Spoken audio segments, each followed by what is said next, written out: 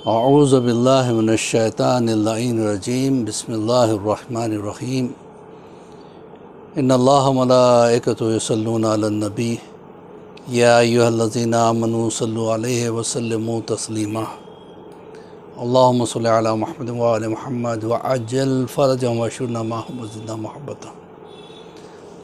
मोहतरम नाज़रीन, अस्सलामु अलैकुम व रहमतुल्लाहि व बरकातुहू। तरबियत औलाद के हवाले से आज का जो ये क्लिप है वो लेसन नंबर 167 और आज चूँकि गदीर के अय्याम चल रहे हैं, कल यौम गदीर है, लिहाजा मैंने ये बेहतर महसूस किया कि गदीर ही के ऊपर जो है ना कुछ कहा जाए जो बहुत ज़्यादा इम्पोर्टेंट है।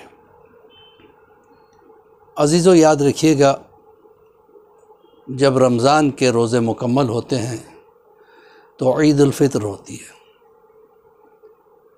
और जब दीन मुकम्मल होता है तो ईद गदीर होती है। ईद गदीर हमारी सबसे बड़ी ईद का नाम है। यह वो ईद है कि जिसमें विलायत अमीरुल मोमिनीन अलैहिस्सलातु वस्सलाम का ऐलान हुआ। लिहाजा हमें चाहिए कि हर ईद से ज़्यादा इसमें खुशी मनाई जाए, इसलिए कि ये ईद हमारी ईमान की निशानदेही करती है। अगर किसी के दिल में अली है तो ये ईद ज़रूर मनाता है, और ये ईद मौला की विलायत का ऐलान खुल्लम खुल्ला तरीक़े से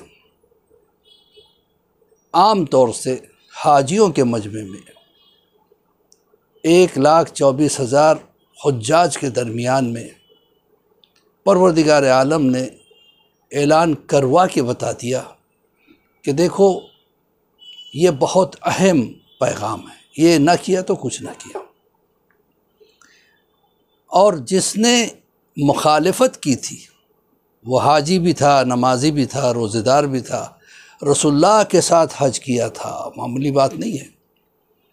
उस पे अज़ाब नाजिल हुआ और वो ख़त्म हुआ, चबाया हुआ भूसा की तरह हो गया। इस भूसे में नमाज़ें भी थीं, रोज़े भी थे, हज भी था।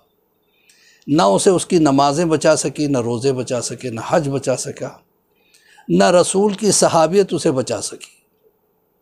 क्यों? इसलिए कि वो अली की विलायत का मुनकिर था। अब लोग एतराज़ करने वाले तरह तरह के मिलते हैं। बाज़ लोग ये भी कहते हैं किस इमाम ने इस ईद को मनाया, बताइए। अजीब, मैं बताता हूँ ख़ुद मौला कायनात ने कैसे ईद मनाई। मौला कायनात अली इब्न अबी तालिब अलैहिस्सलातु वस्सलाम सिफ़ैन के लिए जा रहे थे, रास्ते में क्या, रुक जाओ, आज यौम गदीर है। रोक दिया गया काफ़िला। मौला ने पूछा, तुम बताओ। देखिए, गदीर को गुज़रे हुए 25 साल हो गए थे। आज मौला कहते हैं कि आज का रोज़ यौम गदीर है, तुम बताओ गदीर में क्या हुआ था। अच्छा, सिचुएशन ऐसा है, उस वक्त जिसकी उम्र 24 साल की थी वो पैदा नहीं हुए थे गदीर में। जिसकी उम्र 30 साल की थी वो 5 साल के छोटे रहे होंगे, लिहाजा गदीर में आए नहीं होंगे। जिसकी उम्र 50 साल या 60 साल की थी गदीर में, उनमें से बहुत से दुनिया से गुजर गए थे। तो जो मौला ने कहा, किसने गदीर अपनी आँखों से देखा, बताओ। बहुत कम अफराद के हाथ उठे।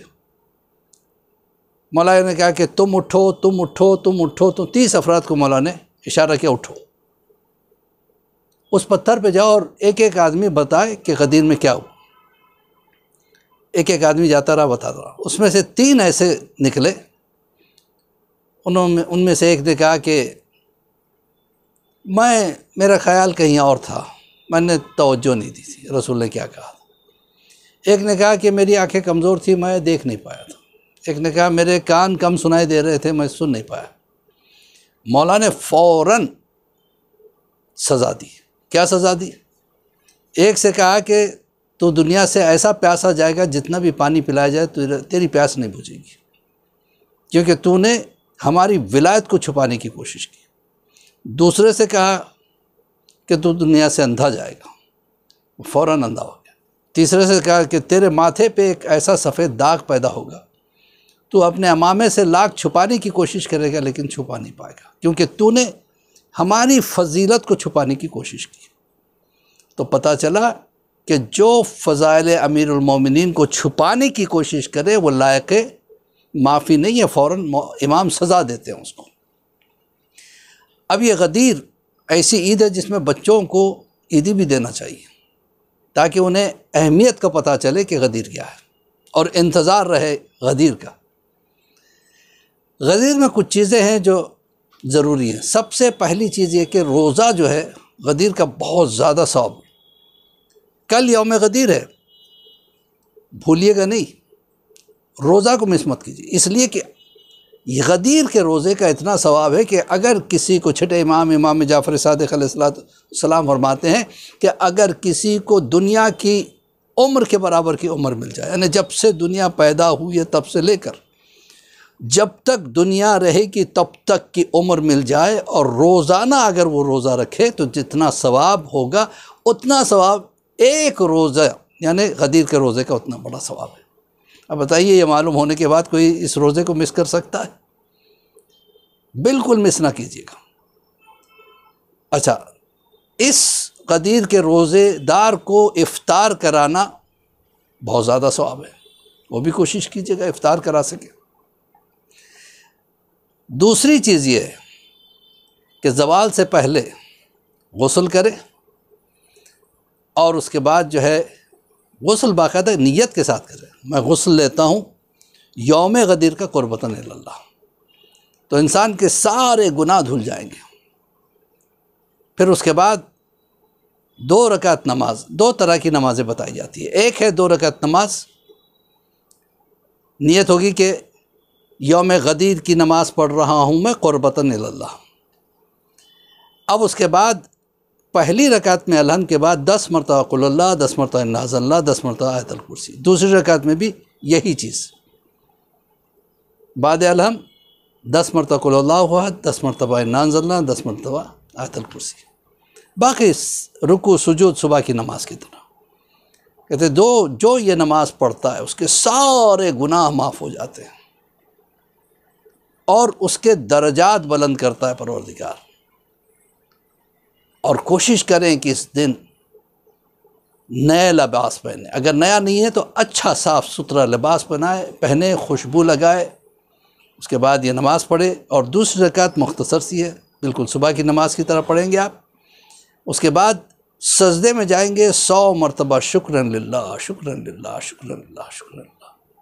सजदे से सर उठाएंगे। उसके बाद एक दुआ है जो आपको किताबों में मिल जाएगी यौम गदीर की, वो पढ़ लीजिए। फिर सजदे में जाएंगे 100 मरतबा शुक्रन लिल्लाह, 100 मरतबा अल्हम्दुलिल्लाह पढ़ेंगे। उसके बाद और भी चीज़ें हैं, ज़ियारत अमीनुल्लाह, मौला कायनात की मखसूस ज़ियारत, और फिर ज़ियारत गदीर, वो भी आपको मिल जाएगी किताबों में। ये चीज़ें आप ज़रूर अंजाम दें, इसका बहुत ज़्यादा सवाब भी है और बहुत ज़्यादा इंसान को फ़ायदा, उसके सारी हाजतें पूरी होंगी, दुनियावी और उखरवी सारी हाजतें पूरी होंगी, उसकी बीमारियां दूर होंगी, दुश्मन दूर होंगे। लिहाजा इसको मिस ना करें। बैसी के साथ मौलवी अब्बास अली खोई का सलाम कबूल करें। हम दुआ करते हैं परवरदिगार बेहक़ ज़हरा व बिहा वालुहा बनुहा, यौम गदीर को हमारे लिए बहुत ज़्यादा मुबारक करार दे, हमारे बच्चों को नेक और सालेह बना, इमाम के ज़ुहूर में ताजील अता फरमा और हम सबको इमाम के चाहने वालों में शुमार फरमा। वक़्त वस्सलाम व रहमतुल्लाहि व बरकातहू।